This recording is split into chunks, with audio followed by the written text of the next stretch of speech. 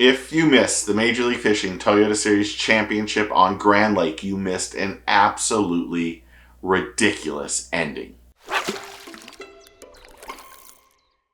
Welcome back to the channel. Welcome back to the vlog. If you're new, my name is Steve Chapman. We're going to keep it real right now. I just spent 13 minutes going over this exact video and then realized that I didn't hit the record button. So I'm doing it again. And luckily, I have a problem pronouncing the angler who won, Roger Fitzpatrick's name.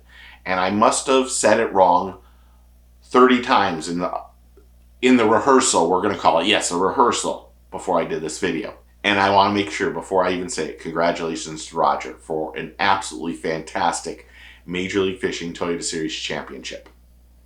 Now, Major League Fishing was holding their championship on Grand Lake.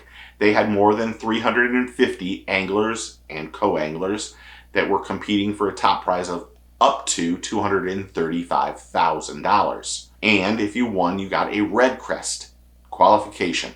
Now, this is a 3-day tournament with no entry fees. They've went through the Toyota Series, participated, and these anglers are the top 175 and the top 175 co's. And they were competing, or they competed in all 5 divisions. And some anglers will move into the 2026 pro circuit with Tackle Warehouse and Major League Fishing. Now, anglers are allowed to use forward-facing sonar during this whole tournament.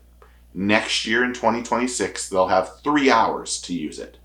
They're changing to their format to be the exact as the BPT, the Tackle Warehouse Pro Circuit, and now the Toyota Series and the BFLs. So being a forward-facing sonar dominant angler would come into play on the last day. But it's going to change in 2026 to what I think is the best format in all of fishing. Now, the full field of all 350 anglers fish on day 1 and 2. The top 25 anglers, and if a co-angler beats one of the top anglers, they can fish on the 3rd day. This is a fall tournament where, really, quite honestly, if you were to get 16 to 18 a day, you were doing unbelievable. That is a huge bag. There were some anglers that thought that they needed to catch 22 to 26 to compete. We didn't see any of those bags. We saw probably an average of 14.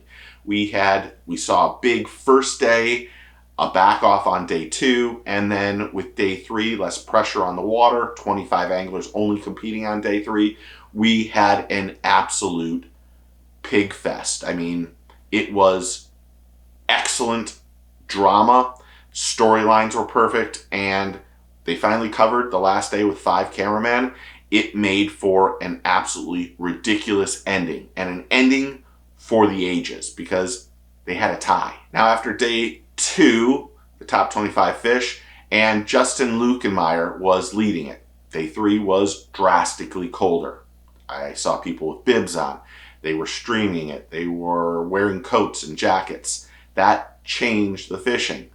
But what it did do was it made those anglers that are very competent with forward-facing sonar really have the edge and make some drastic jumps into that top 10. And really, the top 25 had some absolutely massive names in the industry. And some of those names include Hayden O'Barr, Lee Livesey, Chad Mrazek, Tucker Smith, Drew Gill, Bank Shaw, and Jack Daniel Williams. And Roger Fitzpatrick won the whole event. He won $200,250. And he beat Drew Gill on a tiebreaker for the biggest bag. Drew and he both ended up with 40 pounds, 1 ounce or something like that. I don't have my monitor on, so I can't see it. I didn't write it in my notes. But they both had really fantastic days. Drew jumped into that first place. And really, he was like the 3rd person to weigh in. And the drama was instant because when he weighed in, he had a 3-pound lead on 2nd place. Drew is one of the best anglers out there. And to be honest, that some of those anglers that I just mentioned, Bank Shaw, Chad Mrazek, there's some absolutely ridiculously good anglers in that top 25. And the high co-angler was Giovanni Ciccarelli, and I know I mispronounced that. He won $33,500. Now, Roger is getting a Red Crest. bid or qualification on Table Rock in 2026. Little side note, he's won there twice. So he will be one of the people that's competing against some of the biggest names of all time on the BPT that might actually have a really good chance of doing really well in another free tournament where he'll get paid a big, significant amount of money. Now, the top 10 went Roger Fitzpatrick, Drew Gill, Tucker Smith, Riley Harris. I'm not sure I'm supposed to make this video. Now, I've recorded it now for the third time, and in the middle of doing the top 10, battery died. Anyway, Adam Boley, Hayden O'Barr, Chad Mrazek, Bengt Shaw, Justin Lukenmeyer, and Ellie Brumnett were the top 10. Amazing tournament. I love that they had I wish they would have done a fish-off for the championship, but to be honest, I couldn't be happier for Roger. And he's had 13 wins in his career as a Toyota Series angler. Obviously, an absolutely fantastic angler. Absolutely fantastic. I'm happy for him and his family and his whole team. Happy for Drew. I think Drew's one of the best anglers out there. I think someone that we're sleeping on, to be honest, I seem to say Chad Mrazek's name more than anyone except Bengt Shaw this year in 2025. Chad is absolutely ridiculous. I would love to talk to Chad. If someone knows this, send this to him and ask him to reach out on Instagram, please, if you're a part of his team or family. But Chad, dude, you are a stud. Man, you have had an absolutely ridiculous 2025, and I think you are the future of fishing. You and Banks and Drew, you guys are the future of what's going to happen here. So thank you. But congratulations again to Roger on the win, on the money, and I can't wait to see you on the Red Crest in 2026 on Table Rock, and good luck. Did you watch and know about this tournament? I didn't do a follow-up. I didn't do a preview of this one. I wish I would have, but just too many things going on. Too many things going on in life. And I just can't say thank you to everybody. Thank you to the people who check in on me and call me and do everything. I'd love to say things have changed. I would love to be optimistic and tell you things have changed. I don't know if they have. Sometimes I feel like they've gotten worse. That is even really more scary. I'm going to start doing some daily short vlogs on Instagram and on here. I'm trying to change a lot of things in my life, and I'm going to share it with you. If you want to watch, they're going to be shorts though. They're not going to be something that I have to edit. But thank you to everybody. And hopefully, if you can do me a favor, if you're on your phone and you can hit the hype button to hype this up, I would really appreciate it. That really helps promote the channel to another level. You can do 3 a week. Please do all 3 for me. I would really appreciate it. It helps grow the channel, and thank you. But if you're not a subscriber, you should be that too. Hit that like, subscribe, and click that notification bell so you know when the next video drops.